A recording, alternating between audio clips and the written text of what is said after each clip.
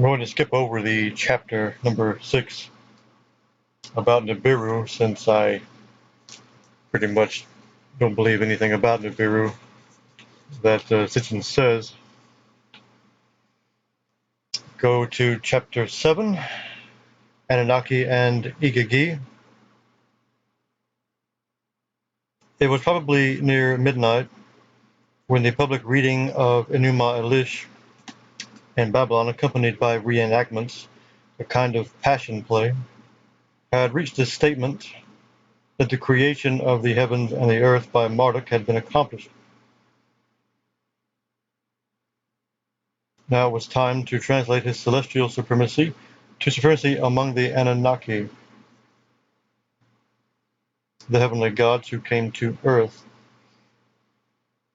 With admirable subtlety, the name Enlil, the deity who probably was the hero of the creation tale in its Sumerian original, meaning that would reinforce the idea that Enlil was actually the equivalent of Yahweh, whereas some try to make it where Enki is Yahweh or Marduk.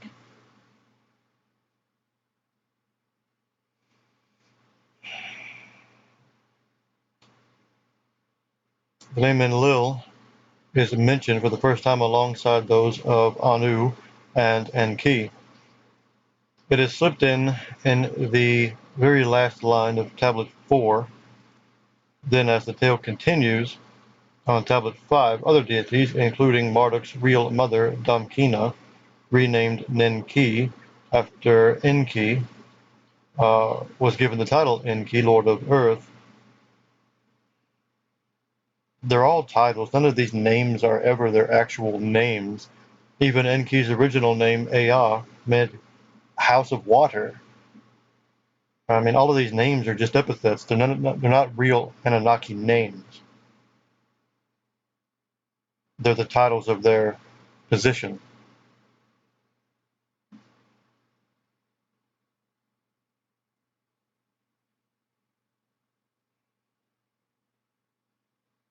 Marduk's real mother, Damkina, takes the stage, and the listener or reader finds himself witnessing Marduk's coronation.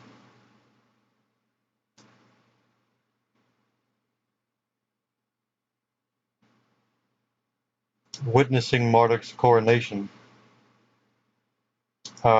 as king, not only by the Anunnaki gods, but also by another group of deities called the Igigi, the Watchers, those who observe and see. It is a grand assembly of all the leading gods. Marduk is seated on a throne, and his proud parents, Enki and Damkina, open their mouths to address the great gods, saying, "Formerly Marduk was merely our beloved son. Now he is your king. Proclaim his title, King of the gods of heaven and earth." Compliance to that request or demand followed. Being assembled, all the Igigi bowed down. Every one of the Igigi, or rather, and every one of the Anunnaki kissed Marduk's feet. Every one of the Anunnaki kissed his feet.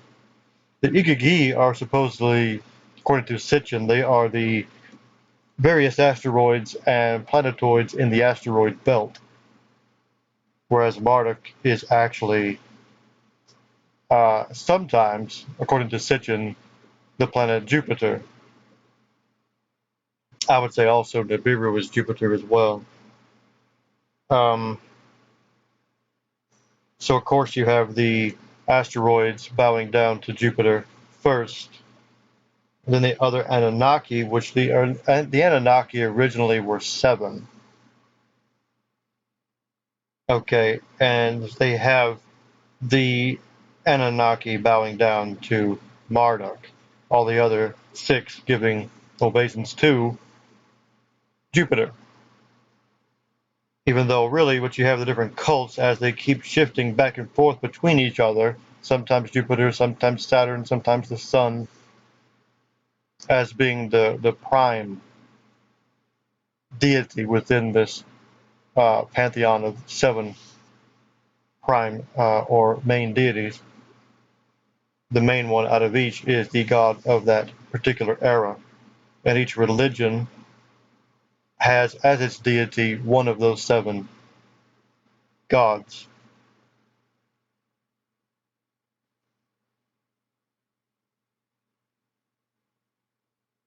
They were assembled to do obedience. They stood before him, bowed, and said, "He is the king." They gave sovereignty to Marduk. They declared for him a formula of good fortune and success. A formula, right? That's the magic incantation. I said before on, I believe, the previous tape, the previous chapter, that Sitchin always avoided the serpentine symbolism or reptilian symbolism in reference to the gods. He basically only used their human forms that they were given as, but never their alien forms or demonic forms. And here we also have another one of his. Those are the 3 things about Sitchin that he avoids. One, as I also mentioned before, was the fact that he avoided the issue of race. Well, obviously he's talking about the black people, are the slaves of the Anunnaki, the first original humans. Second is the reptilian or serpentine form that the gods were said to take in virtually all of the ancient records. No matter where you go in history, they had serpentine gods.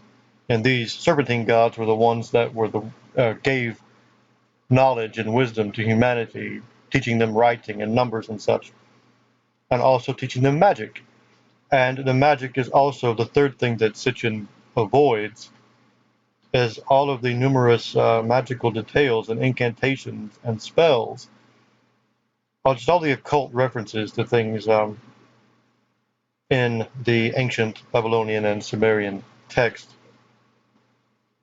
Much of it's just superstitious crap. But in it you also find the origin of magical incantations, and he always avoids that. So when he talks about the formula, declared for him the formula of good fortune and success, this is magic, this is spells that they're casting here, and that sort of thing. Whatever you command, we will do, they say. The text does not state where the assembly is gathered, and he has the word assembly capitalized. The narrative suggests that the coronation of Marduk is taking place on Nibiru.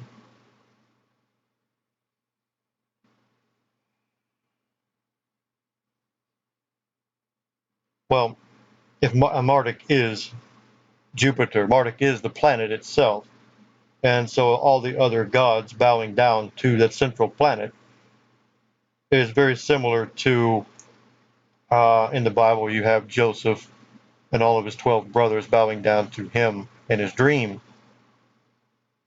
That's the 12 signs of the zodiac, the stars bowing down to the sun.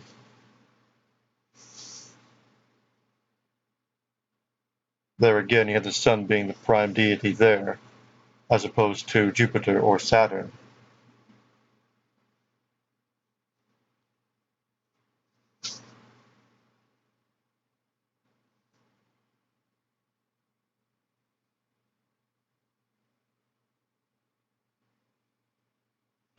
Nibiru is followed by an assembly of the gods assigned to Earth. Well, that's the narrative suggests that the coronation of Marduk is taking place on Nibiru, and it is followed by an assembly of the gods assigned to Earth, which would be your nobles, the original Anunnaki on Earth, which were actually people that were later deified. The original 7 Anunnaki were the planets. The later Anunnaki were deified people, like the Elohim. Reminding the gathered gods of his royal lineage, some ancestors who preceded Enki and Anu are involved. Marduk, as the newly elected chief, loses no time in outlining his divine program. Hitherto, he tells the gathered gods, you have resided in Ishara, the great abode of Anu on Nibiru. Now you will reside in a counterpart abode thereof that I will build in the below. In the below means on earth, Marduk says. He has created firm ground suitable for a new home. I have hardened the ground for a building site to build a home, my luxurious abode. I will establish therein my temple. Its shrines will affirm my sovereignty. I will call its name Bab-Eli, Gateway of the Gods. So here we have the mythological foundation of Babylon as Bab-Eli.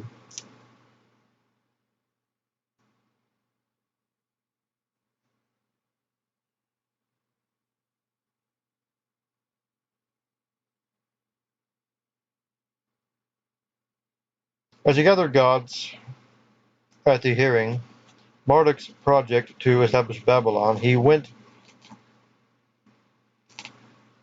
on to assign them their duties. Marduk, the king of the gods, as above and below, divided the Anunnaki to following his instructions. 300 he assigned to the skies. As those who watch, he stationed them. So these are the Igigi, the 300 watchers, which then later became in the book of Enoch, the fallen angels headed up by Semyaza and Semael.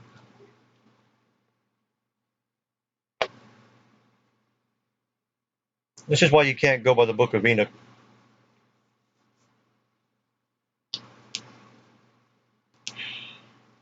If there was a book of Enoch, it would have been written in these ancient texts in Sumerian and Babylonian.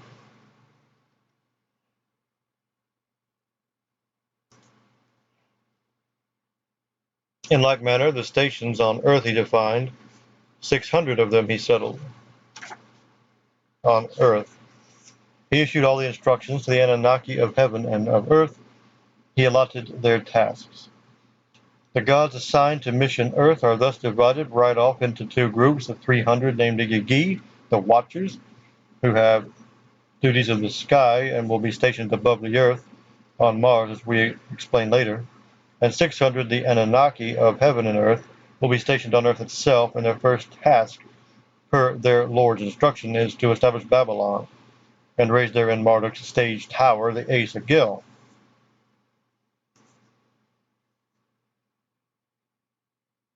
Which he has printed as A Sag Il, a house whose head is lofty. I actually forget what the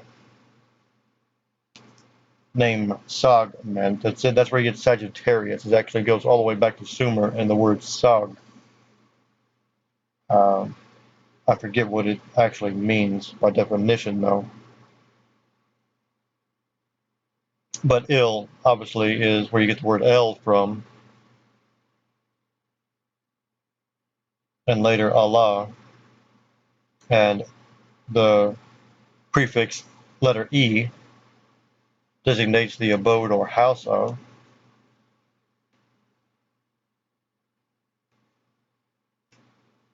For depictions of Anunnaki and Igigi in their stations, see figure 64. By the end of Tablet 6, Bab-Eli, or Babylon, the gateway of the gods, with its tower to reach the heavens, already.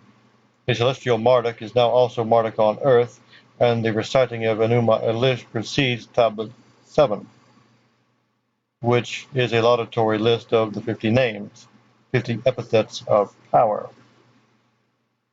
The names of power. This whole thing, I don't know why he makes such a big deal out of this whole Enuma Elish creation epic. Obviously, it's after Marduk became the supreme deity, which means it's not the most ancient authority, which means it's only a redaction. It's only a, well, he mentioned it before. He said originally the original god was most likely Enlil. All right, as the creator god. Then they rewrite the whole thing with Marduk as the main god that does everything, and all the other gods are now submissive and subordinate to him, as if to say that their names are now basically only nominal. Their position is nominal and almost honorary. They're like honorary gods, and Marduk just does everything. He's really the one god, and the rest are just now not only subordinate but really just nominal, uh, powerless deities, basically.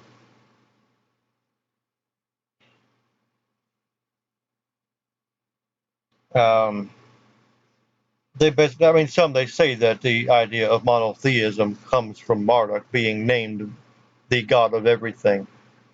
Um, they when they give him the 50 names, they basically just say he is the god of all of these things, the 50 things that each used to originally have a god devoted to each one of them. Now Marduk is the god of each of those things, and that the gods that used to have that office now is just like an attendant to Marduk.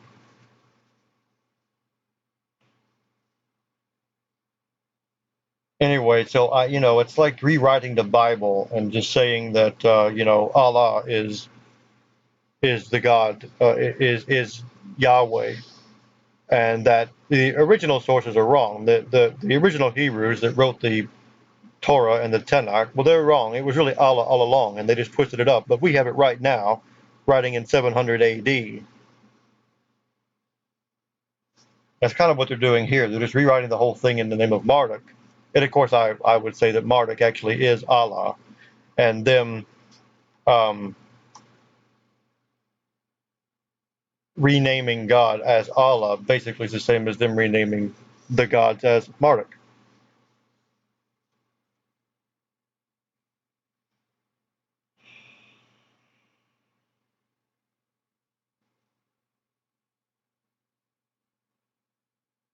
With the title of 50, the great gods proclaimed him, Marduk, supreme, the epic states in its conclusion.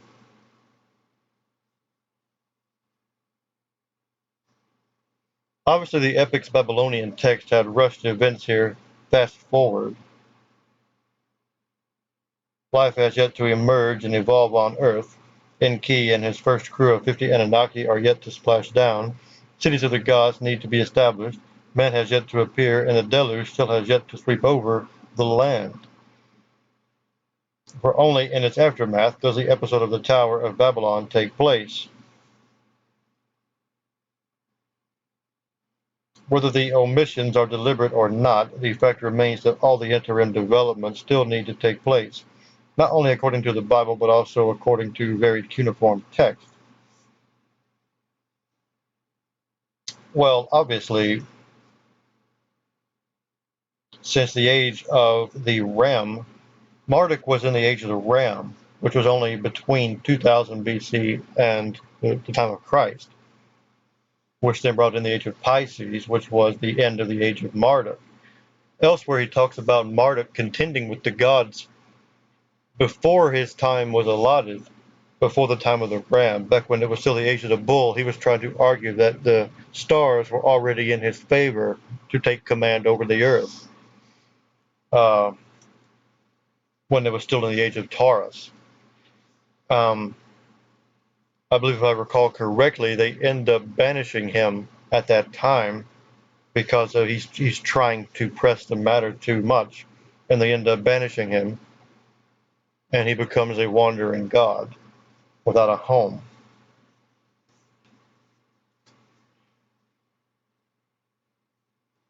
That's the actual history that Sitchin gives, as opposed to this Enuma Elish history.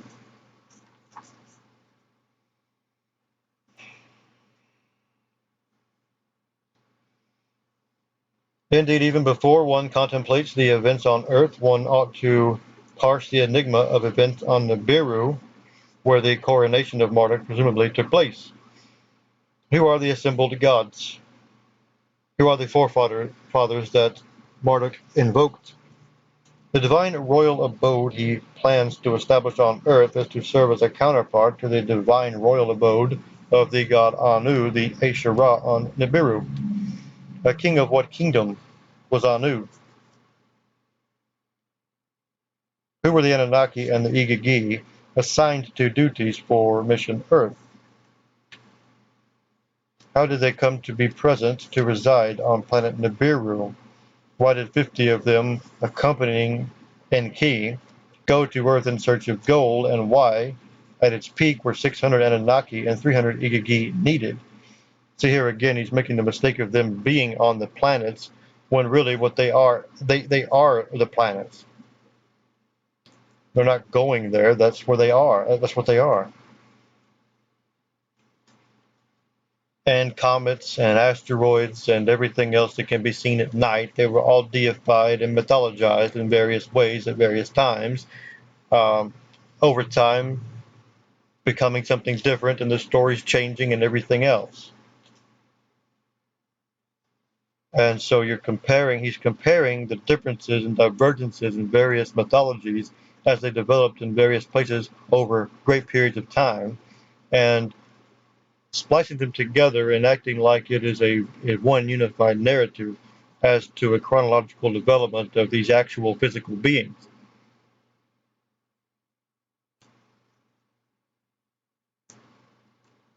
So you have to keep that in mind when you're reading his material. I do consider his material to have value, but what he does is force everything to fit a certain narrative, a certain story that he's trying to tell. And that's why certain things like the chapter on Nibiru are just not really of any value as far as I'm concerned.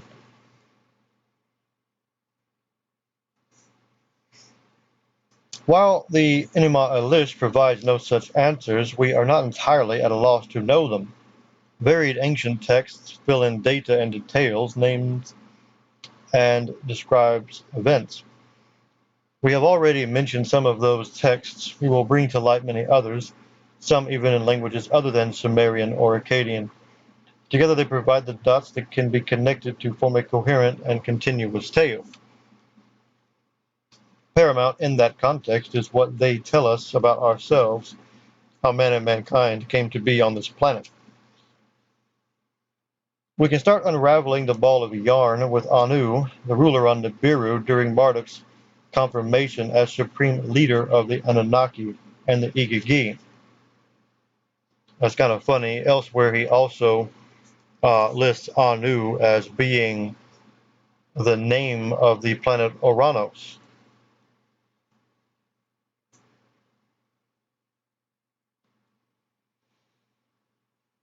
He was also ruler on Nibiru during the first arrival on Earth, for Enki invoked his status as firstborn son of Anu in his autobiography.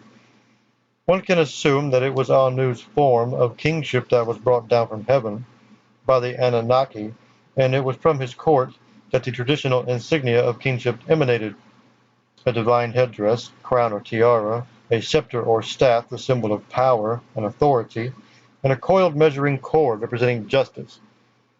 These symbols appear in divine investiture depictions at all times, in which the god or the goddess grants these objects to the new king. An or Anu as a word meant heaven, and as a name epithet it meant the heavenly one. Its pictogram was a star. References in varied text provide some information about Anu's place, his court, and its strict procedures. We thus learn that in addition to his official consort, his spouse Antu, Anu had 6 concubines. His offspring were 80 in number, only 14 of whom bore the divine titles En for males or Nin for females. His court aides included the chief chamberlain, 3 commanders in charge of the rocket ships, which I severely wish he would just call them UFOs, spaceships, or anything but rocket ships. That's ridiculous. 2 commanders of the weapons, a minister of the purse or treasurer, 2 chief justices, 2 masters of written knowledge, 2 chief scribes, and 5 assistant scribes. The rank and file of Anu's staff were termed Anuna, meaning Anu's heavenly ones. Anu's place was located in the pure place. Its entrance was constantly guarded by two royal princes, titled commanders of the weapons. They controlled two divine weapons, the Shar-Ur, royal hunter, and the Shar-Gaz, royal smiter. It's interesting that he says here that the name Anuna means basically the attendants of Anu. So you have the Anuna gods, the Anunnaki, the Anunas that came to Earth or that were on Earth, the Anunas of Earth. So it's saying that the Anunnaki, he is saying the Anunnaki is a division of the greater Anuna gods that were assigned to Earth by Anu. That's interesting to note, as he doesn't always make that clear.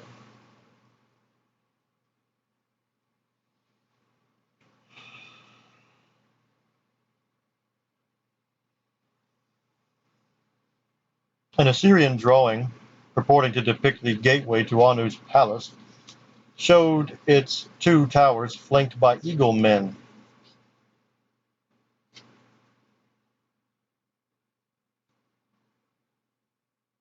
Uniformed Anunnaki astronauts with the winged disc emblem of Nibiru centrally displayed. Now, the winged disc that's later used by the Zoroastrians to depict Ahura Mazda, their creator god. They have the winged disc in the center of the two towers and the two so-called eagle men.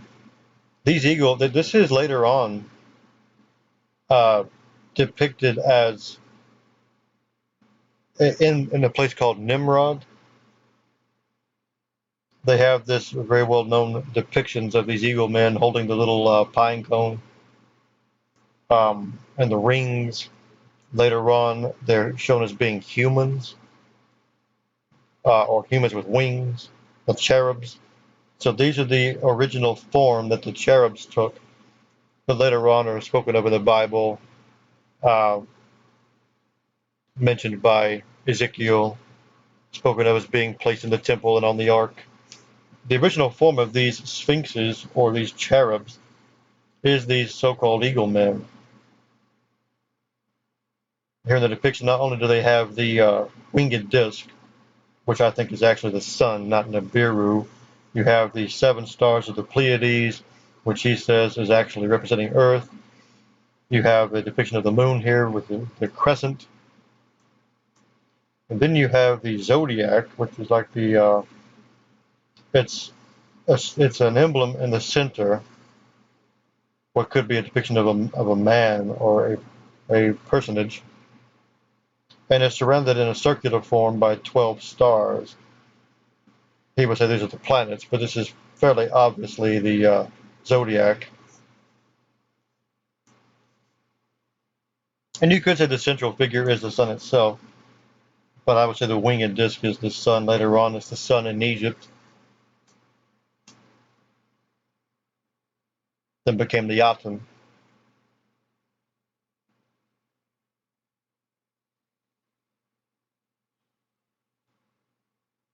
Other celestial symbols, a 12-member solar system. There again, it's not the solar system, it's a zodiac.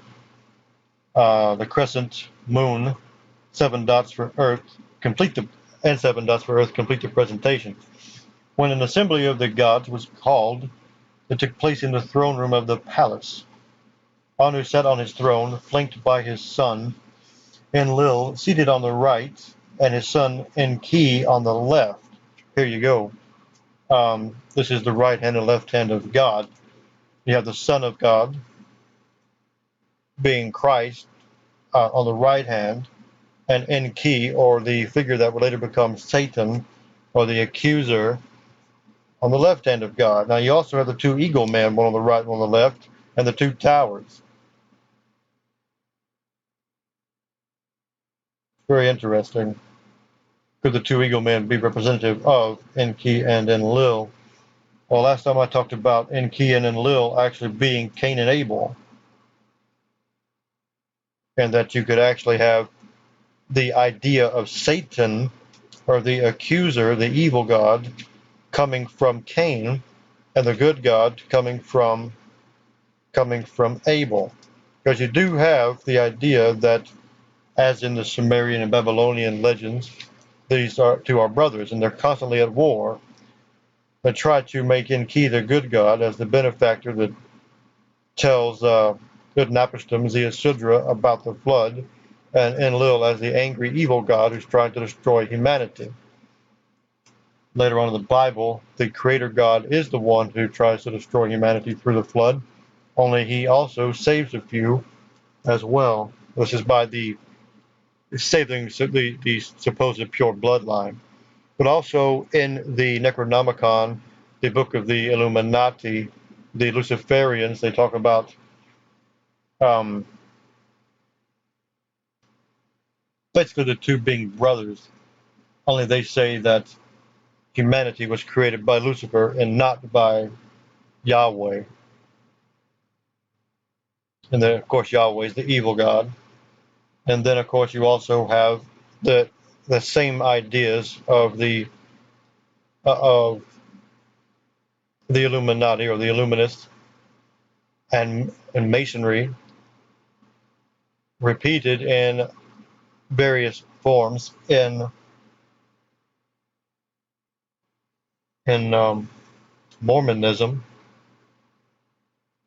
though they don't talk about it really openly. It's not really in their book, the Book of Mormon. It is in their philosophy that Jesus and Satan are actually brothers.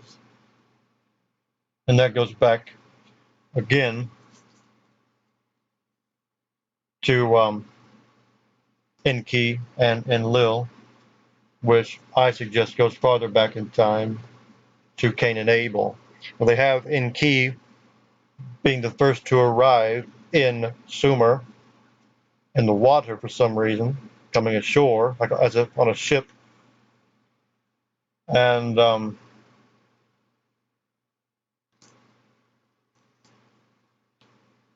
building, as I said before in the previous videos,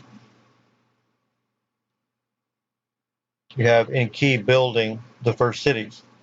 And he's doing that with the aid of the slaves, of the indigenous people there. So he's not one of the indigenous people. He comes in as someone who is different, and is different enough that they would deify him and start following his commands, which is to say they are black people, the ones that were supposedly created by the Anunnaki, and he's deified because he's a white person who happens to be a giant and is twice as tall as they are, as in this depiction here, which is, this is a depiction of Shamash and his human devotees, human kings and priests.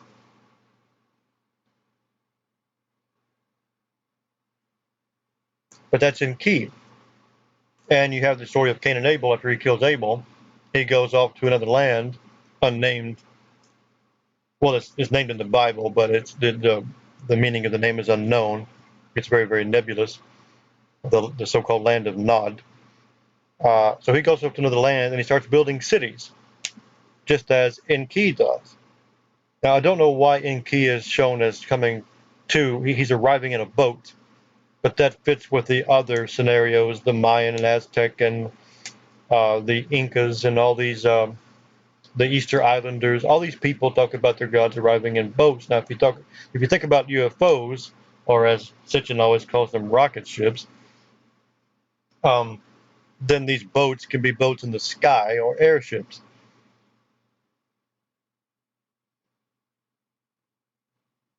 Anyhow, also you have the Easter egg, the egg of Ishtar. Um, actually has her descending out of the sky in an egg, and coming out of the egg, this egg lands in the field of reeds, the marshes in Sumer, and this is the wicker, or the so-called what is now the Easter basket, with all of the with all the eggs in it. the Easter egg, which, see, the egg hatches open is really just her coming out of this airship or spaceship. As it opens up, the egg hatches. If it has a round shape, maybe you could even think of like a saucer or a disc. If it's rounded enough, appearing to them like an egg, the closest thing to it, she comes out of the egg. This is Easter, or Ishtar, coming out of the Easter egg. So you have similarities.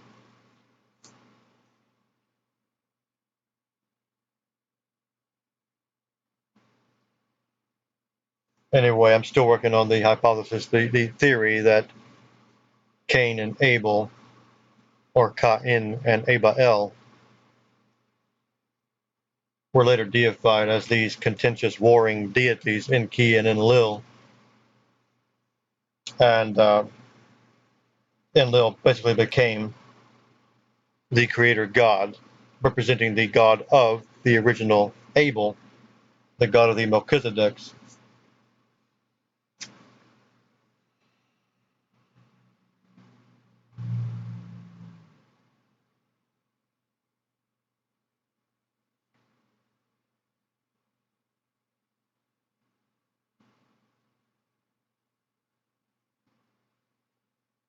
Trying to find my place here.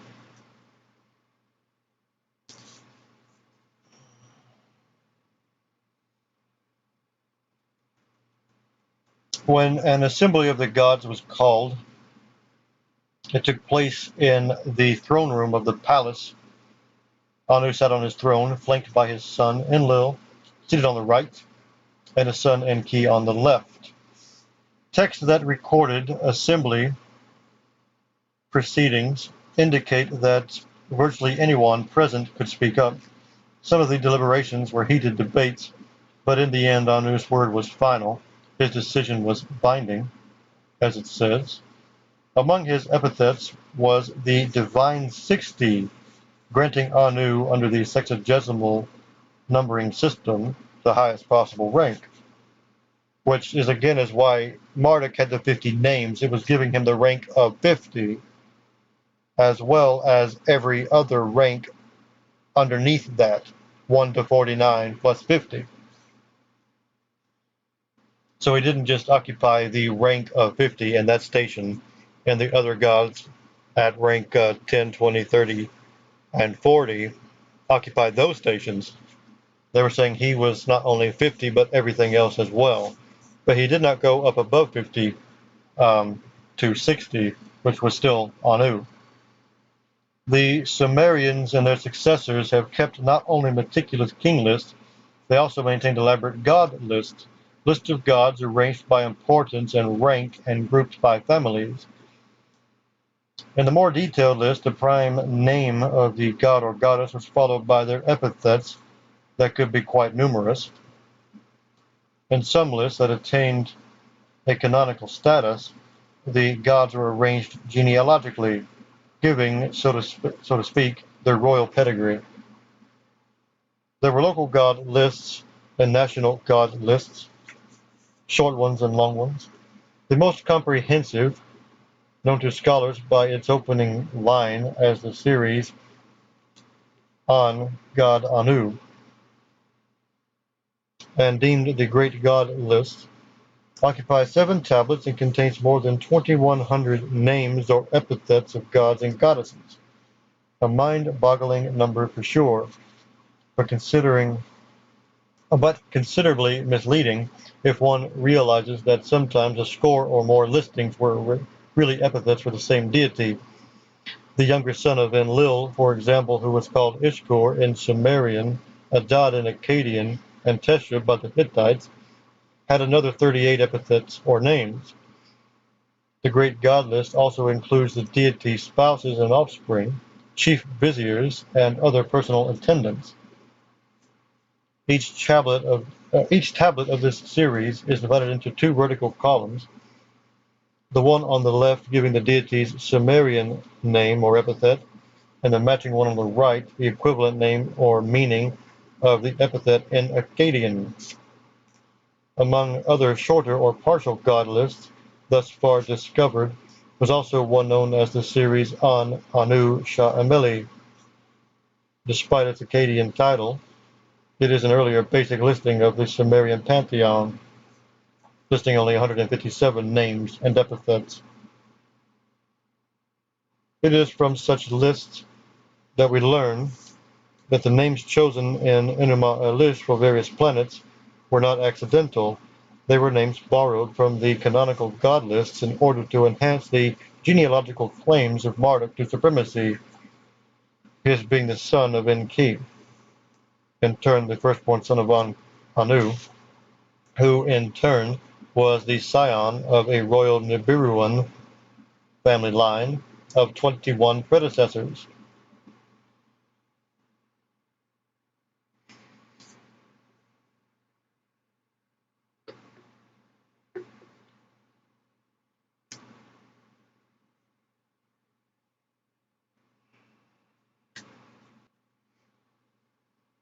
There's likely a similarity or correspondence between that list and the Egyptian god list of the kings of Egypt that has gods ruling over Egypt. He associates that also with the Sumerian king list or god list that has the gods ruling over the land for 400,000 years. But I would say this list here has something to do with that as well, with these 21 predecessors of Anu. If you take Anu, could very well be Adam, even though you also have the Sumerians supposedly creating the first humans and calling the name Adapa for the first human male, and Tiamat for the first human female, which is funny because Tiamat was also later that became the dragon that Marduk slew and the Enuma Elish to create the world with. So on one hand you have these gods creating humans, but on the other hand you also have these beings are actually the original humans that God made, which were later deified. So, in a convoluted sense, you basically have in these mythologies what is in essence deified humans creating themselves. Although by the time that these mythologies were made, that idea of them being deified humans had been lost.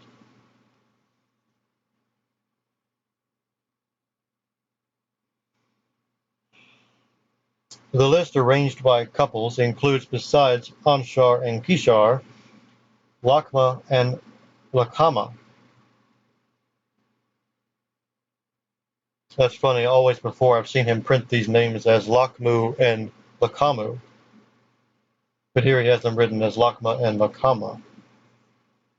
I've never seen him write it this way anywhere else in any of his other books, including his very first book, The 12th Planet.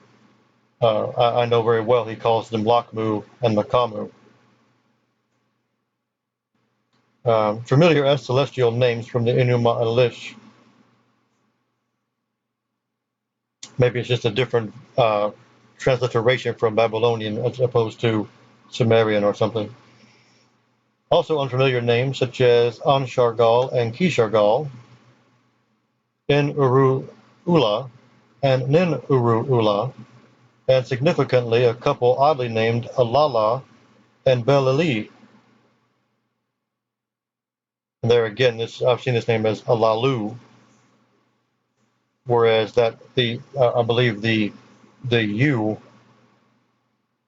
is the Babylonian ending, but I might be wrong on that. This list of Anu's predecessors ends with the postscript 21 in Ama'a'a, 21 lordly mothers and fathers.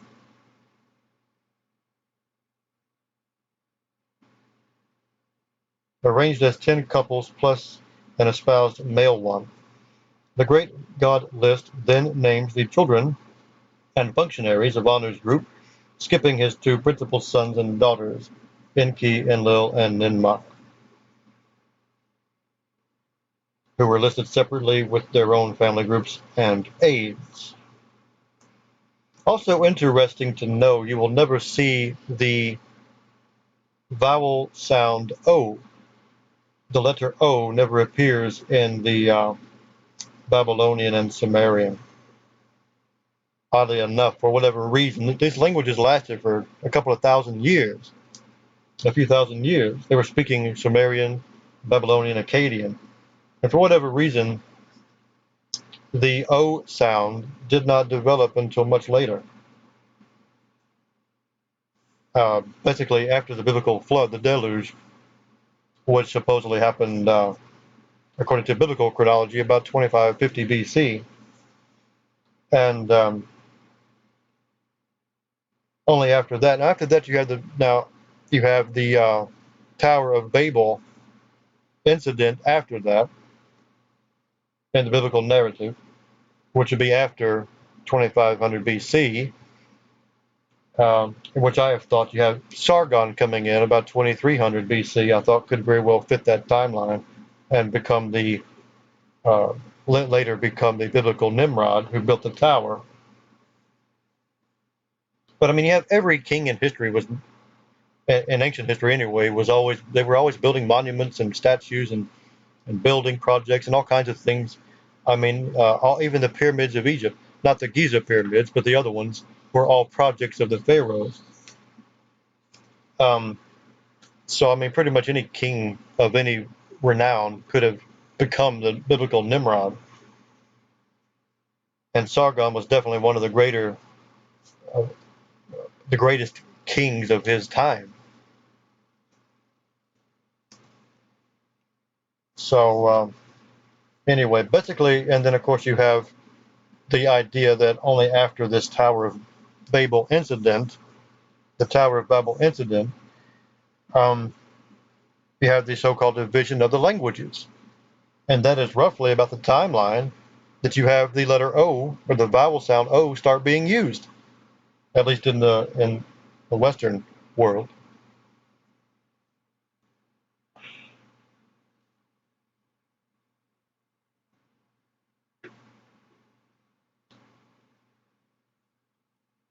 That's something to consider, something to keep in mind. Not something I've thought about too much, but it occurs to me now that when I was saying there that the U, here you have Allah instead of Alalu, and Lakma instead of Lakmu, because over time you change these, as the languages change, they morph into other languages. Because you didn't have dictionaries really. Well, actually did have dictionaries back then, but still, um, you didn't have. Most people were not literate. Most people could not read or write, especially back when you had cuneiform and all that kind of crap. But they could speak. Obviously, they knew their language. But over time, the language would change. The dialect would slowly morph into other dialects, and over time, they would become different languages. Especially as people moved around and they became more diverse. The regional dialects would over time become divergent languages. And that's because you would have vowel sounds, like in the case of Greek. The Greek suffix on became the Latin suffix um because it's a relaxed pronunciation of that syllable. The vowel o is technically it's harder to say than the vowel u, and so it was reduced over time back into the u sound, and the end became m, and you have on becoming or So that's something to keep in mind, that the o was actually a later development in Western languages. Whichever way these god lists are studied, the major and dominant position of the divine king Anu is unmistakable. Yet a text titled Kingship in Heaven, found intact in a Hittite version, reveals that Anu was a usurper, having seized the throne on Nibiru by forcefully deposing the reigning king. After calling upon the 12 mighty olden gods, anytime you have 12, it's almost certainly it's going to be the zodiac.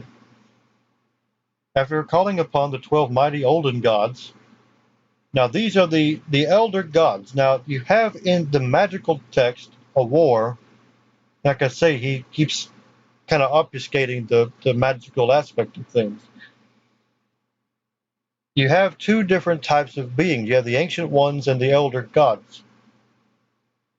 And so here we have this guy, Anu, after calling upon the 12 mighty elder gods or olden gods, the god fathers and god mothers, and all the gods who are in heaven and those upon the dark-hued earth, to pay heed to the account of the usurpation.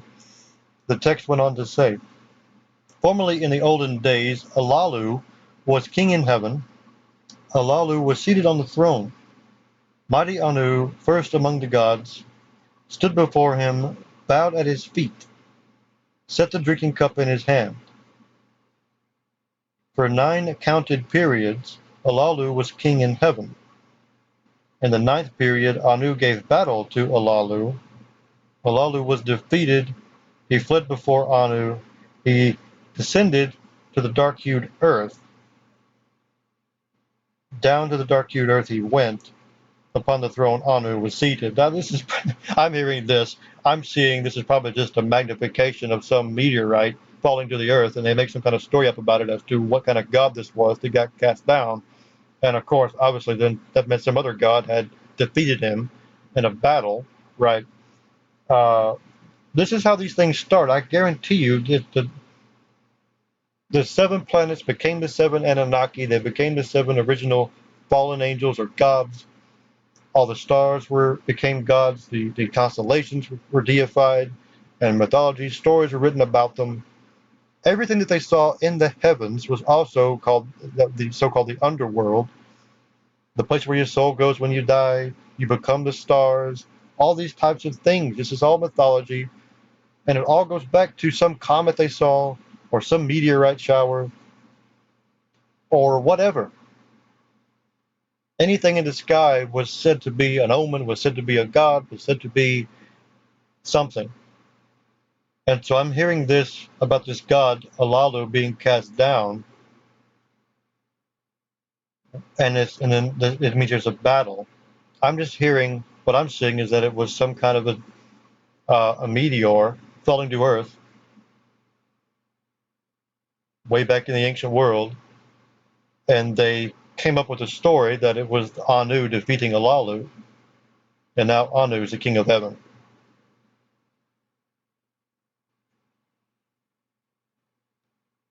Serving then as the royal cupbearer, a task calling for utmost loyalty, Anu betrays the king's trust and seizes the throne in a bloody coup d'etat. Of course, he's taking it literally. Why? Though he bears the epithet title, first among the gods, the text fails to reveal the relationship between Anu and the reigning king. But the narrators appeal to the olden gods, or I would like to rather read that as elder gods, to keep it straight as to who it's referring to. The fathers and the mothers of the gods indicates a conflict or struggle over the throne whose roots go back several generations. A conflict caused by past events, genealogical relationships, or dynastic rivalries. With succession rules that tried to untangle conflicting claims between a firstborn and a legal heir, between a son and a spouse and another by a concubine, and a rule granting primacy to a son by a half-sister, Anu evidently had a claim on a throne that in his view trumped that of Alalu. And this is where you get the idea of the inbreeding of the royal families, because they want to keep a so-called pure bloodline, not be tainted by the commoners, and also discern who should be the next in line of succession. And it goes back to the idea, you could say, of the Nephilim and the blood of the gods or the blood of the demons, depending how you look at it. Whoever has the most blood, like Gilgamesh, or I mentioned earlier, Gilgamesh was supposedly two-thirds God, two-thirds Anunnaki, and or whatever you want to refer to these beings as. And I would just say that's 2/3 of the giants here. You have the original humans here, like Shamash depicted, and the later humans, or even we might say the original black humans, the slave race. They start mixing together, uh, and then you have the lines of succession or the kingship lineage would be. They developed rules to decide which was more had the most divine blood, and so then they would start marrying each other depending on how much blood they had to keep the blood pure, to keep the blood royal, when all they had to do was not mix in the first place.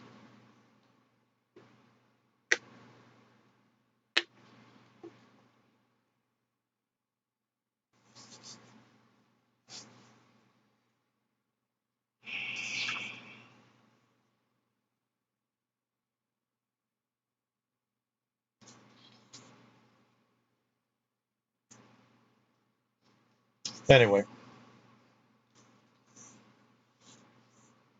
it's just funny how these royal families are basically known for their loose inbreeding. It's not tight inbreeding, but it's loose inbreeding, and it's a well-known fact that that's what they do. That these royal families basically interbreed with each other down through the centuries and things, when really it's just a racial thing. It's not about the actual bloodline of the kings themselves. It's the race that they are a part of. The fact that I'm saying these original gods or these original kings were giant white people, basically ruling over normal-sized brown people. Uh, Basically, would be a mix in the Middle East would be a mix between the black Africans and the Indians or the Asians, and their what would have been established trade routes would tie them together, and there would be some mixing. And so the Middle East has always been a mixture of the two, as well as white people.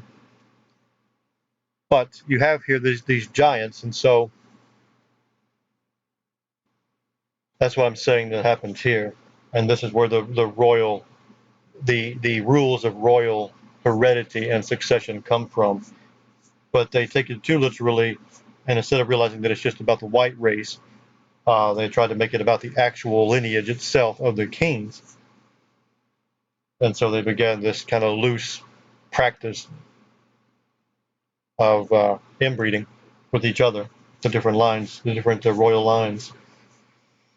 Such conflicting claims, one must conclude, began long before the Anu Alalu incident, and as we shall see, continued long after that.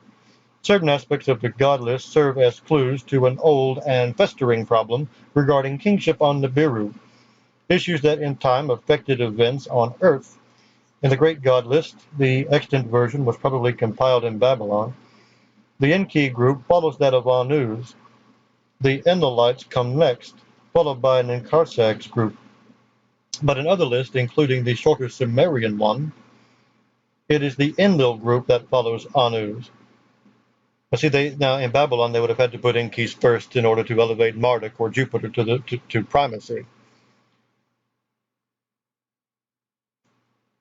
But that's where the problem begins, because that's where you have the god of the Arabs being Marduk. Allah is Marduk. However, Enlil is the god who governs the white race, and Enki is the god whose lineage governs the black or the brown race. Okay, that's what we've got here. We have a war between not only the races, but also between the family lines of the gods who govern those races. That's why you have the eagle of war of Ninurta always being the symbol of the dominant power of the white nation. Whatever white nation is in the prime power at the time has the symbol of the eagle. And that goes all the way back to Sumer, to Enlil's son, Ninurta.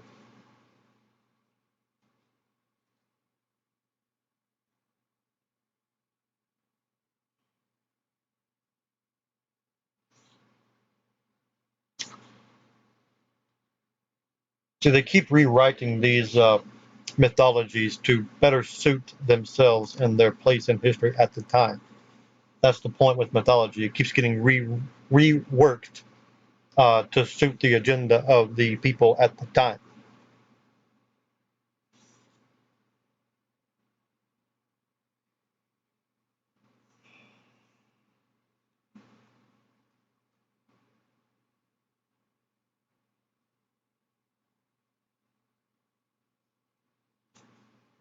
These varied positionings reflect the tug of war that calls for a closer look. The Great God list contains another puzzling feature.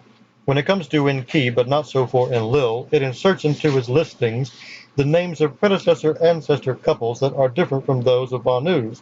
They bear such names as Enul, Ninul, Inmul, and Ninmul. Now, Mul is the name for star or constellation. Enlu and Ninlu, Indu and Nindu, etc. These are divine predecessor couples of Enki that are not found in the Anu group. It is only when the list comes to the 10th couple, named Inshar and Kishar, that an apparent match with Anshar and Kishar in Anu's list occurs. Since Anu was Enki's father, the separate or non-Anu ancestor couples had to represent the line of Enki's mother, who had to be someone other than Antu. In other words, a concubine. Then it becomes clear as the events unfolded, was a serious hierarchical defect. In his autobiography, Enki declared with some desperation, I am the leader of the Anunnaki, engendered by fecund seed, the firstborn son of divine An, the big brother of all the gods. The firstborn indeed he was, engendered by fecund seed he was, but only from his father's side. When it came to be seated beside the enthroned Anu, it was Enlil who sat on the right. In the numerical ranking of the elite 12 great gods, Enlil was second to Anu with the rank of 50. Enki followed with the lesser rank of 40. Though Enki was the firstborn, he was not the crown prince. That title was the right of succession, with the right of succession, was granted to be the younger Enlil because his mother was Antu, and Antu was not just Anu's official spouse, she was also his half-sister, providing Enlil with a double dose of the fecund genetic seeds.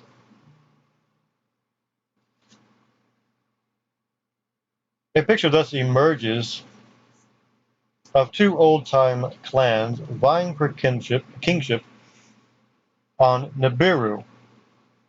Here again, he says it's taking place on Nibiru, when really it's just either in the antediluvial world or it's just taking place in heaven itself, the heavens, which is to say is the actual planets as they are, where they are in the sky. And that these myths and things are built around their apparent motions and their perceived animations.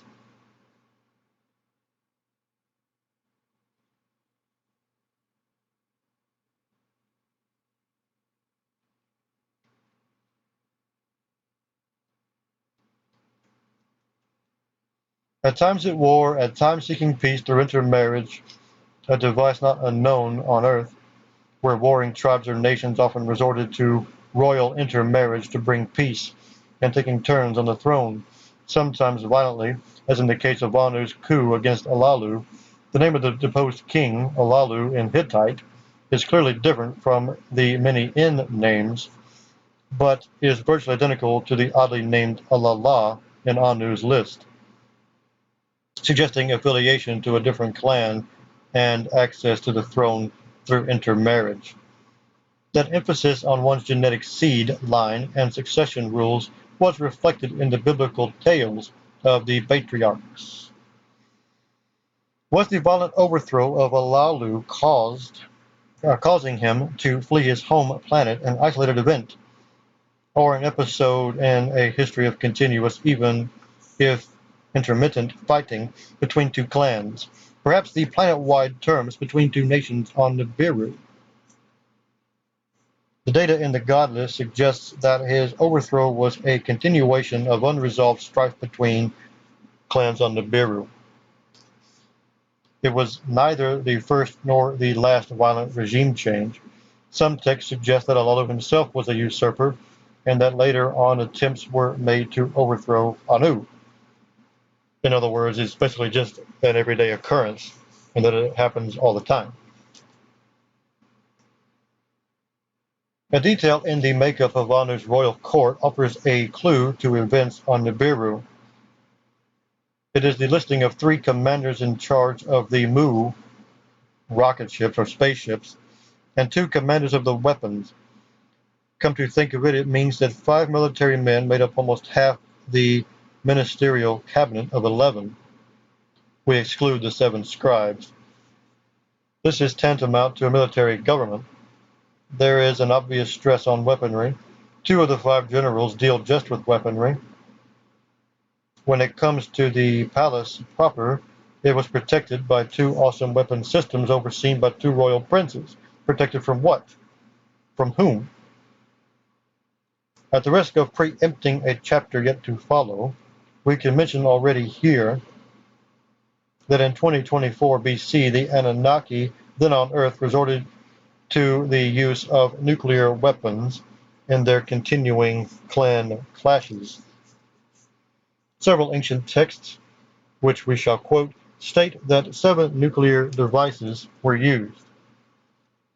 And it is clear that they were brought over to Earth from Nibiru, whether or not the Shar-Ur and Shar-Gaz that protected Anu's palace were such weapons. It is evident that nuclear weapons were part of the Nibiruan military arsenal.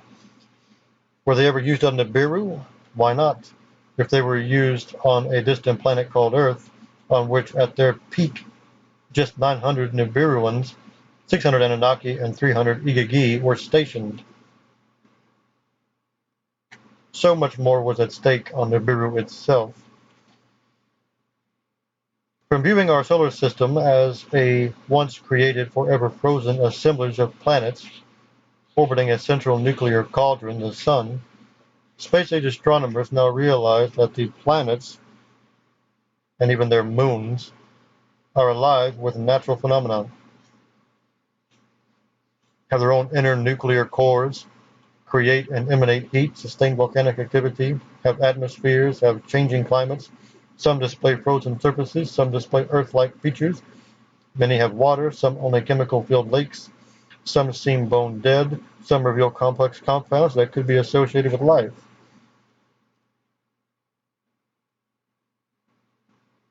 Seasons have even been detected on exoplanets orbiting other distant stars, planets whose mere notion of their possible existence was the domain of science fiction until a few years ago. Our neighbor Mars, considered just decades ago a lifeless planet since its birth, is now known, thanks to unmanned space exploration since the 70s, to have had a proper atmosphere, still sufficient to have occasional dust storms, flowing water, rivers, and vast seas and lakes, with a frozen lake, water ice, and even muddy soil to this very day. It is noteworthy that in the 12th planet, we had already provided evidence that a habitable Mars served the Anunnaki as a way station for the interplanetary spacecraft from and to Nibiru. It was there that the Igigi were stationed, and their task to operate smaller shuttlecraft between Earth and Mars. There again, it makes sense that they would be associated with Mars, since they were between, the asteroid belt is between Mars and Jupiter. On Earth, the Igigi landed their shuttlecraft on a vast platform with launch towers, with a launch tower called the landing place, built of colossal stone blocks. We've identified it in the Stairway to Heaven as the site known as Baalbek in the Lebanon Mountains. The vast stone platform still exists, So do the remains of the launch tower, built of immense stone blocks that range from 600 to 900 tons each.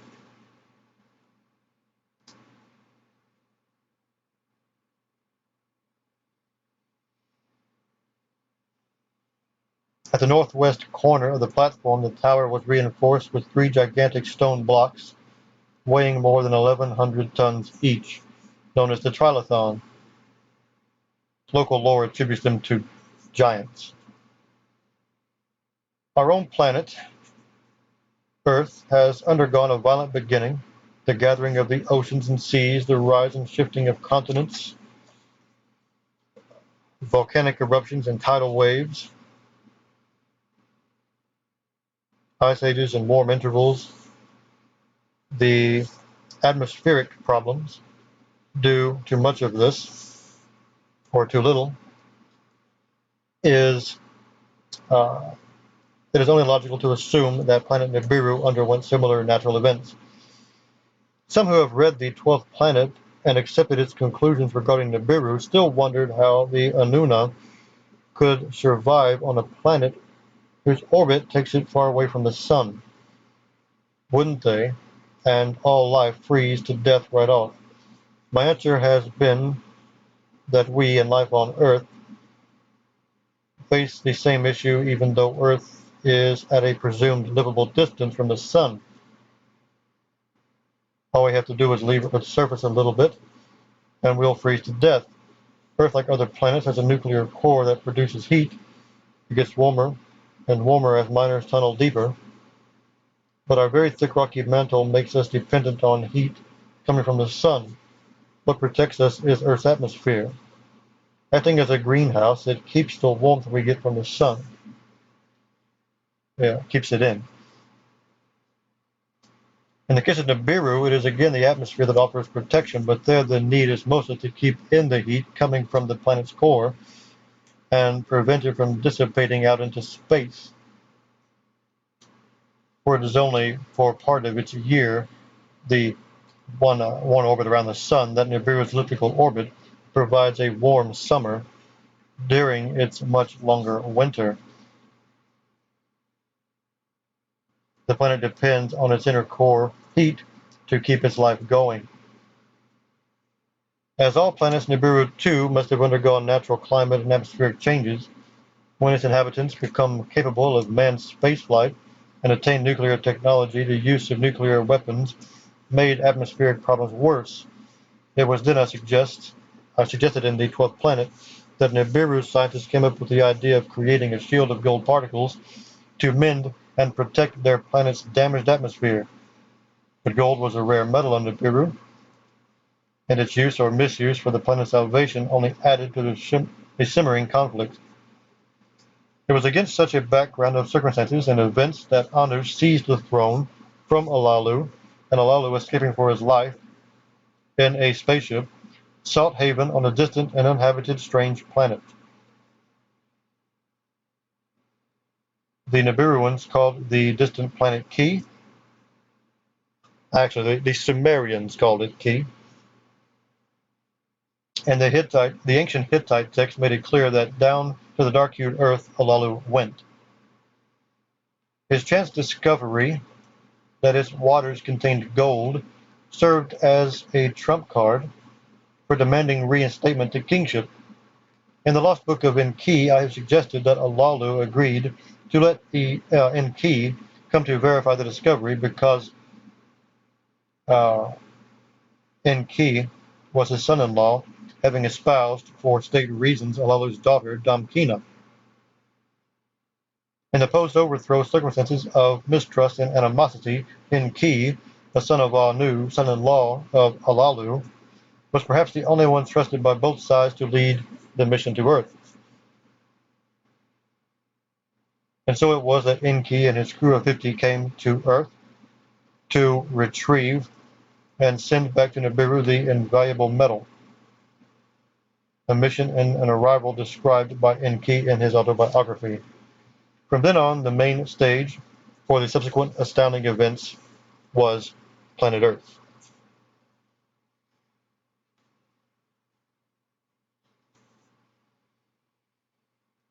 As great a scientist as Enki was, he could not extract from the waters of what we now call the Persian Gulf more gold than it contained. Minute quantities requiring the process of huge volumes of water. A great scientist that he was, Enki traced the gold to its nearest prime source, the gold lodes deep in the rocks of the Abzu. If Nibiru must have the gold, as it truly did, the Anunnaki had to switch to a mining operation and established Arali, the land of mines. The changed nature of the mission on Earth required more personnel, new equipment, settlements on 2 continents, new transportation and communication facilities. It all required a different type of a leader, one less of a scientific and more of an organizational discipline and command experience. The one chosen for the task was Enlil, the Lord of the Command, the Crown Prince. Subsequent events showed him to be a strict disciplinarian and a by-the-book commander. While Enki's coming to Earth is documented and is inscribed in his autobiography, Enlil's journey is recorded in another kind of document. It is an unusual circular tablet, a disc made of an unusual kind of clay found in the ruins of Nineveh. Its present keeper, the British Museum in London, displays it just as a sample of ancient writing. An incredible act of missing the point. For the artifact provides a unique depiction of the heavens in which the route of Enlil from his planet to Earth is described both graphically and in words.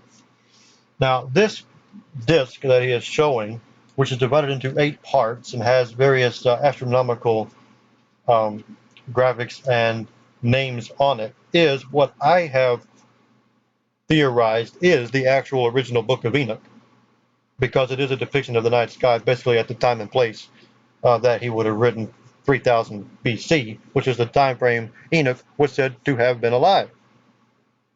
The Book of Enoch is total garbage, basically, concerning anything in terms of what would have been the pre-Diluvian world. They tried to turn it into what would later have been Hebraized, Judaized, and then later even Christianized, and it's totally bogus.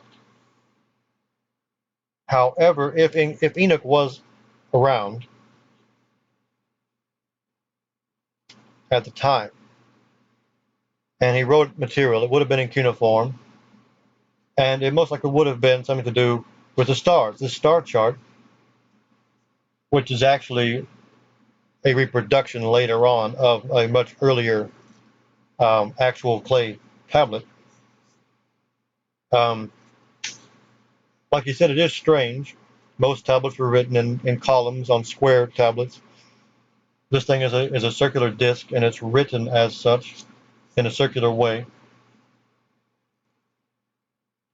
But if Enoch wrote anything, it would have been something like this, and it might well have been this.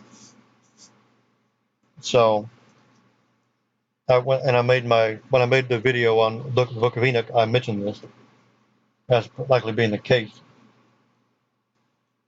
That if Enoch had been around and he did write a book, it basically more than likely would have been an astronomical / astrological text. It is divided into 8 segments. The information regarding Enlil's journey, and that again is his rendering of it, his interpretation of it, is found in a segment that fortunately is mostly undamaged. At the segment's margins, stars and constellations are named, indicating that the celestial space is out there. The writings on the sides, in translation, suggest landing instructions. In the segment's center, a route is drawn connecting the pictograph for mountainous planet to a segment of the skies familiar from Sumerian astronomy as Earth's location. Now, these 7 stars are arranged in a straight line and not the normal usual depiction of 6 stars in 2 groups of 3 and 1 off to the side. If it was the same depiction, it would have been done in the same way. But these are 7 in in a straight line. The route's course takes a turn between two planets whose Sumerian names stand for Jupiter and Mars.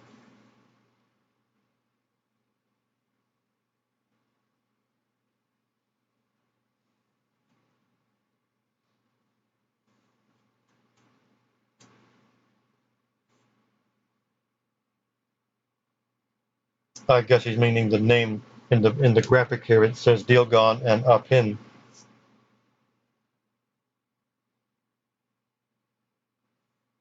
And then the way of Enlil. Who knows what the hell it's actually saying, though? The people that read his books can't read the actual text anyway. The statement in Akkadian under the root line clearly says the god Enlil went by the planets. There are 7 of them, accurately counted, since for anyone coming into our solar system from its outer range, Pluto would be the first planet. Well, yes, but anyone that is coming through that would know that Pluto is actually part of a larger group of planets of equal size or similar size, and would not have considered Pluto to be the first planet.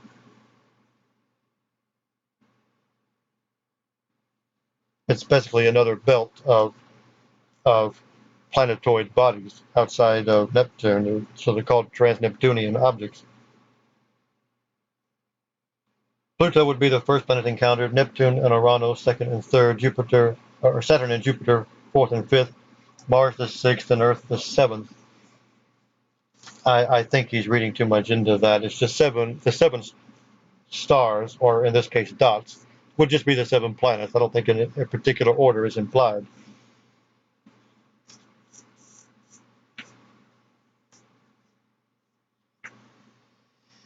The change in duties and command structure was, at best, not an easy undertaking. It was doubly difficult to diminish Enki's prerogatives by sending to Earth his rival for the crown, Enlil. The bickering and mistrust between the half-brothers is reflected on the one hand by Enki's cry that he, the firstborn fecund seed, is now reduced in status, and by Enlil in a text recording his complaint that Enki is withholding from him the May. And he actually has a diacritical mark over the E to stress how it's supposed to be pronounced. But it's supposed to, all the E's in Babylonian and Sumerian are pronounced as the sound A, the actual vowel sound A. So it's not pronounced as me, it's pronounced as May. But he's writing it here so that you know it's supposed to be pronounced that way. And the May is an enigmatic term, usually translated as divine formula or incantation, like I said earlier. Some kind of memory chip essential for every aspect of the mission. It's most likely a text of a collection of spells or something.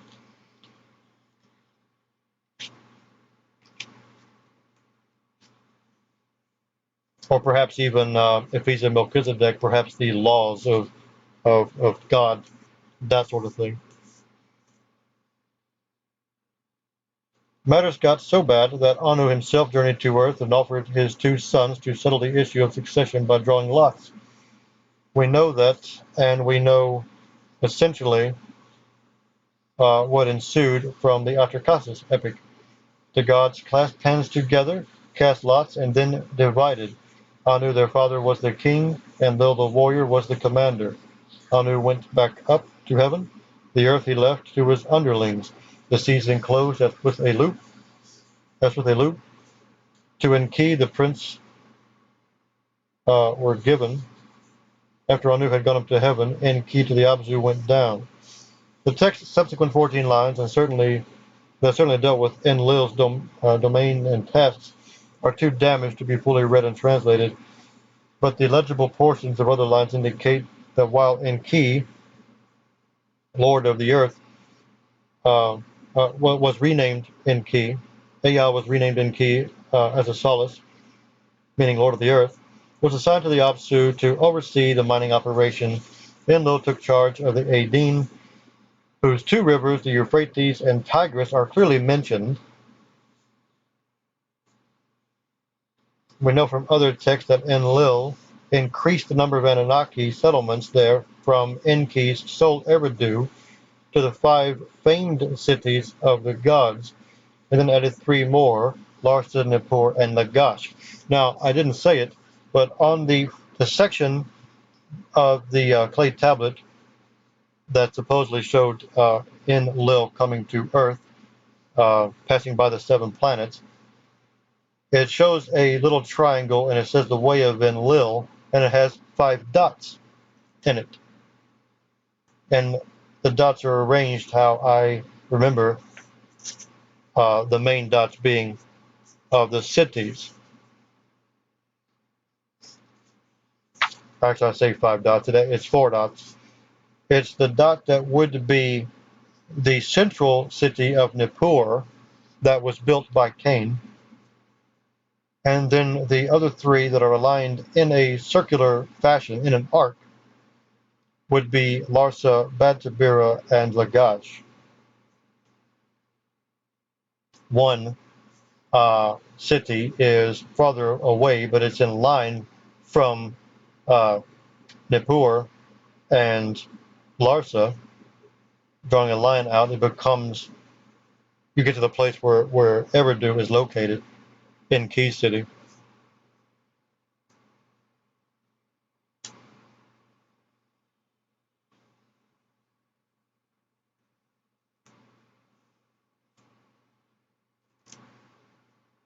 We know from other texts that Enlil increased the number of Anunnaki settlements from Enki's sole Eridu to the 5 famed cities of the gods, and then added 3 more, Larsa, Nippur, and Lagash. Now here he's saying that Nippur is built by Enlil, whereas before he was saying that Enki built Eridu first. So I was saying that the date of the Hebrew calendar goes back to the Babylonian calendar, which goes back to the Nippur calendar, which starts in 3760 BC. So I was saying that perhaps Nippur was founded first. But here we have Enki building Eridu first, and actually, as he says, the word Earth may well come from the name Eridu, being the oldest city. That may well be the one made by Cain, who was later deified as Enki. And now you have Enlil developing Nippur as the central base of operations.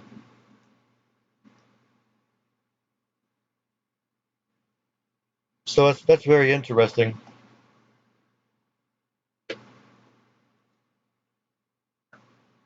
I'm wondering if this might not be Seth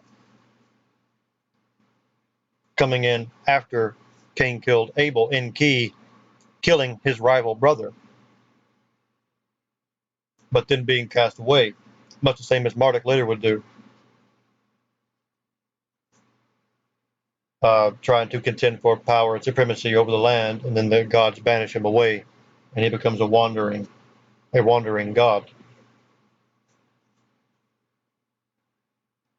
That's very similar to Cain. And so I'm wondering if now this Enlil may actually be none other than the next Melchizedek in line, Seth, after having been appointed by Adam or Anu. They're not coming to Earth. He's coming to Sumer from Salem or from Phoenicia, which is where I believe they were set up. The Melchizedeks were originally set up in Phoenicia.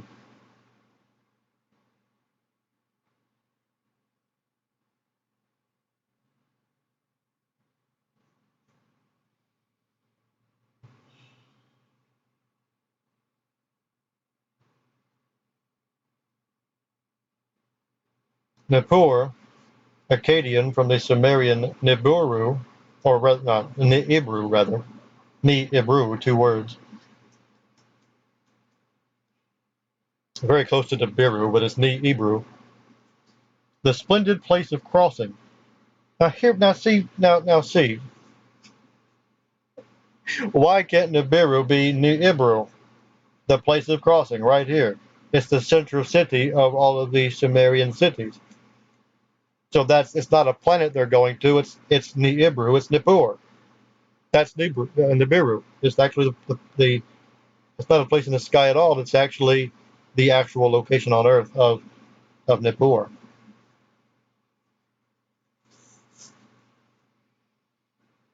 Although the word Nibiru does have celestial connotations, and it is astrological in nature. But it's strange that the name is so close to this city. It actually means city of the crossing. You have the planet of the crossing and the city of the crossing.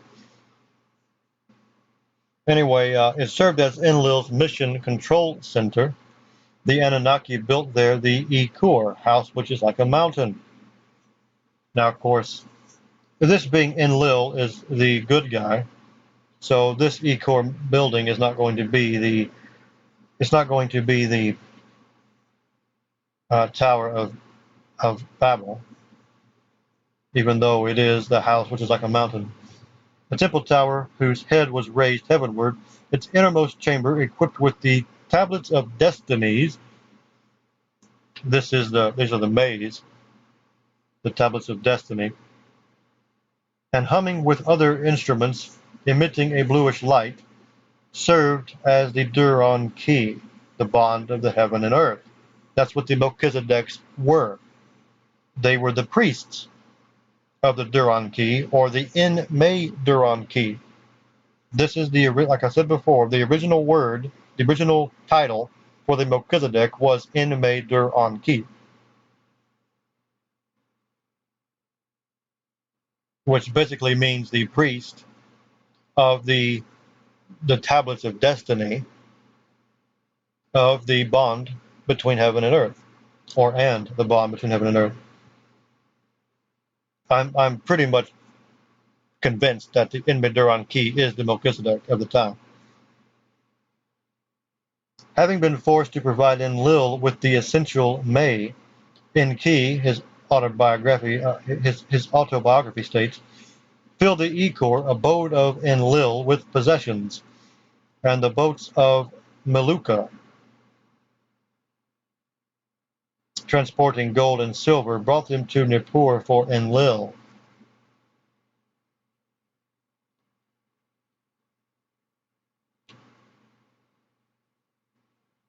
When the 8 settlements are pinpointed on a map, a purposeful layout emerges. Nippur was physically at the center of the others, and they were located in concentric rings at regularly spaced distances. And they formed a flight corridor leading to Sippar, the spaceport city. It was anchored on the peaks of Mount Ararat.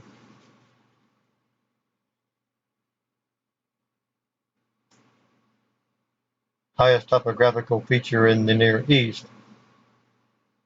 That's strange to say because um, he's not saying it the way he has said it before, where Sippar was built directly due south of Mount Ararat. You take Ararat and you go south all the way down to the Euphrates, and it's built on the Euphrates directly south of where Ararat is in the north.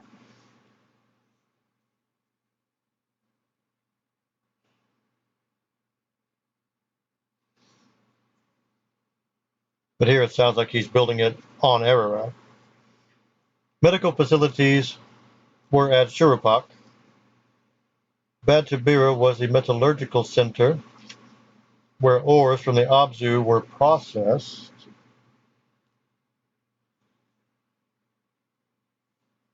From Sippar, the ingots were regularly transported in small shipments to Mars. For Mars, with its lesser gravitational pull, served as a space base from which the Anunnaki shipped larger and heavier gold loads to Nibiru. Right. Or you could just be taking them across land a little ways over here to Nippur. Or Nippur, rather. Literally, I mean, he has Shuruppak here is basically the closest city in this diagram to Nippur. Yet, as I just said, it could likely be that Nibiru is Nippur. But he has him instead taking the metal from Shuruppak, not to Nippur, but to Nibiru, the planet that has the farthest orbit of any of the planets.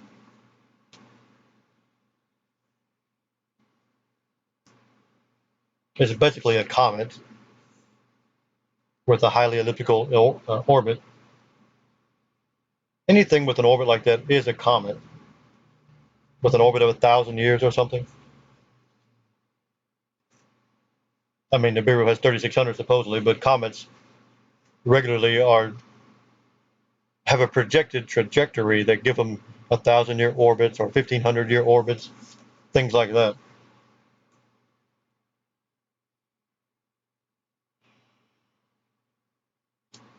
Arriving in groups of 50, the Anunna were divided into two groups, 600, henceforth known as the Anunnaki, those who came to Earth from heaven, were based and served on Earth. Their assignments included mine work in the Abzu and the tasks in the Aideen. Another 300, designated Igigi, the Watchers, operated the shuttlecraft between Earth and Mars, and their main base was on Mars. The setup is depicted on a 4,500-year-old cylinder seal, now kept at the Hermitage Museum in St. Petersburg, Russia. It shows an Anunnaki Eagleman astronaut, because he's saying when anyone depicted as an Eagleman is someone who travels in space, basically someone who can fly, hence being depicted as an eagle. On Earth symbolized by 7 dots,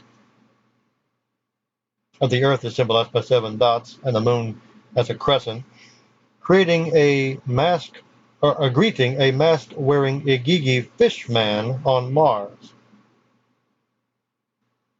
The 6-pointed planet symbol, a circular spacecraft with extended panels, is shown in the skies between them.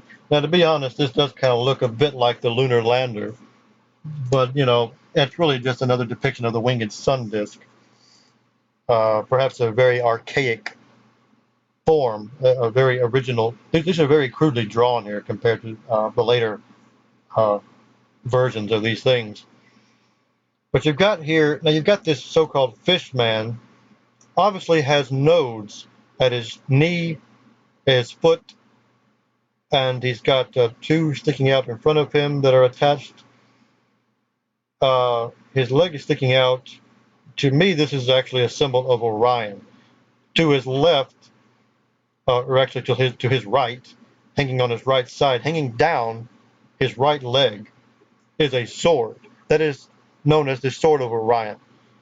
And the fact that he has this basic pose, he has his arms stuck out, I'm saying this is an early depiction of Orion.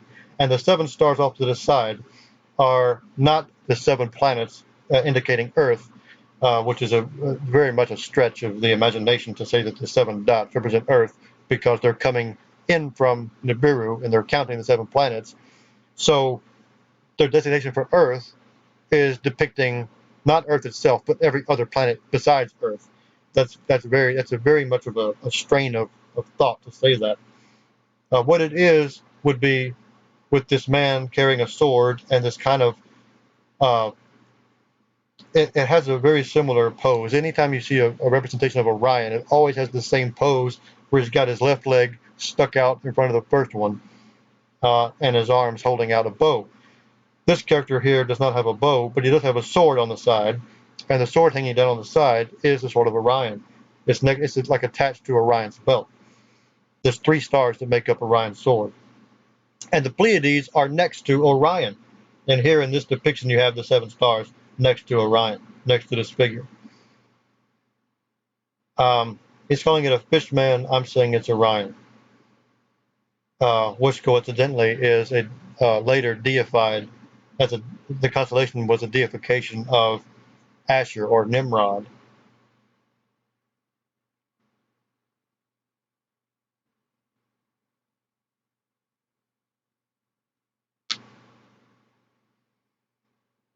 Actually, that's not who he was calling the fish man. That was the eagle man. That makes a lot more sense. The fish man is over here with Mars and the sixth planet star on the other side. Yeah.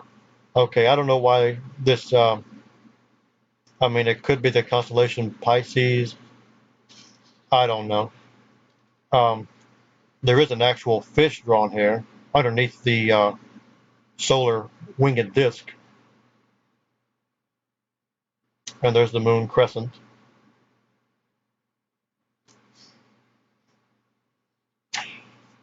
So yeah, that is interesting, but it's undoubted that to me that is depicting Orion and the seven stars of the Pleiades. I mean, it's even referenced in Job, um, where God asks Job, "Can you bind the influences of the Pleiades or loose the bands of Orion?" And that's talking actually about when the harvest season was around. It has to do with the crop cycle, and uh, sowing the seed and reaping the seed. And the time is dictated by the stars of when that occurs. So he's asking Job, can you command the seasons to arrive earlier than they do, based on the heliacal rising of certain stars in those constellations, such as Sirius that the Egyptians used?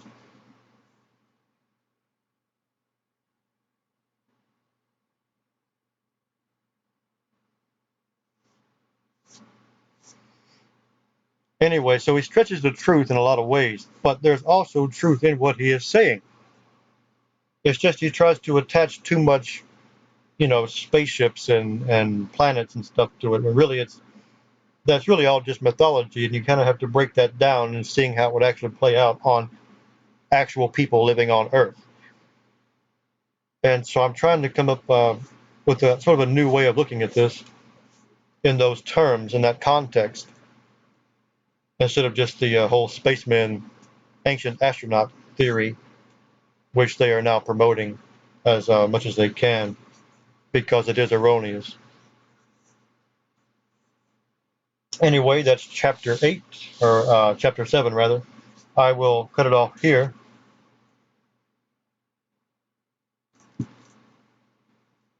and I'll catch you later. Take it easy.